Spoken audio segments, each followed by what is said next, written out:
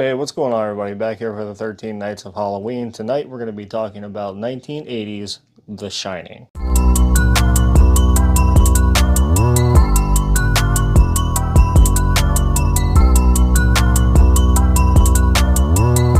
Whether or not you're a fan of horror films, you're probably aware in some way, shape, or form of the 1980 Stanley Kubrick flick, The Shining, that was based on the novel by Stephen King. Between its infamous phrase, all work and no play makes Jack a dull boy, and its haunting imagery of the Overlook Hotel, The Shining is an iconic film and has since made its mark on our culture in various ways, including the sequel, book, and film, Dr. Sleep. If you're a fan of Halloween movies, this one will make you feel right at home as you settle into spooky season and bust out your favorite Halloween films. The Shining is a psychological horror novel by Stephen King that was published in 1977 and adapted into a horror movie by Stanley Kubrick in 1980. The story centers around Jack Torrance, a struggling writer who accepts a position as the off-season caretaker of the isolated Overlook Hotel in Colorado Rockies. Jack, his wife Wendy, and their young son Danny move into the hotel unaware of its dark and sinister history. As the winter months pass, Jack begins to experience strange hallucinations and visions, and the hotel seems to have a malevolent influence over him. Jack's son Danny, who possesses psychic abilities known as the Shining, can sense the hotel's evil and tries to warn his father. However, Jack's mental state deteriorates rapidly as he becomes increasingly violent and unstable to his family. Now, I know there's a lot of skepticism on this movie from Stephen King, but all around I think this is one of my all-time favorite psychological horror movies. It really stands out, and Jack Nicholson and Shelley Duvall really steal the show in this movie. If you look up reports about this movie from Stanley Kubrick and Stephen King, you'll see a lot of backlash from Stephen King saying it's his most hated film adaptation, saying that Stanley Kubrick didn't follow any direction that he wanted, and there's some facts floating around online saying that Stephen King actually wrote a screenplay for Stanley Kubrick, and David Hughes, which was one of the people working on the biography for Stanley Kubrick's film, said that he didn't even bother to read it. I mean, come on, Stanley, you didn't even bother to read it? He wrote you a whole screenplay. He's the author of the book you're doing a film adaptation on, and you just pretty much told him to F himself. Regardless of the backlash from Stephen King over the years, the film has gone on to get an 85% on Rotten Tomatoes and has 4.5 stars out of 5 stars on IMDb. It is without a doubt one of the most standout horror films of the 1980s. I do want to take a minute to talk about Dr. Sleep, because I honestly, in all trueness, I like Dr. Sleep more than I do The Shining. I love The Shining. I think it's a fantastic movie.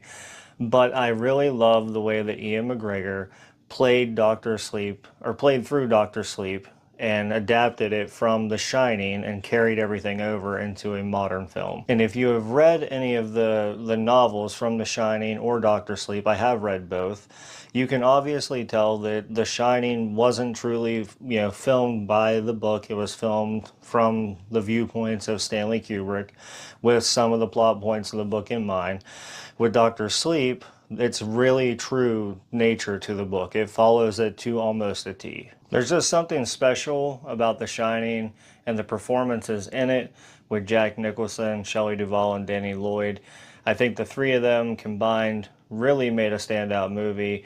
Even if the director at hand, Stanley Kubrick, wasn't the best person to direct this, or the way he treated the people on set, especially Shelley Duvall, there's many reports that have been filed and things you can go back on from the 80s and read, but you can go back and see that she was pretty much harassed and just downgraded completely, belittled during the filming of the movie, and the director basically says he did that because he wanted her to be emotionally traumatized, because that's the character that she was playing. Duvall, in fact, would later share that Kubrick was so extremely hard on her during filming that it had an impact on her overall health, and she quoted, "I was really in and out of ill health because of the stress of the role was so great," she said.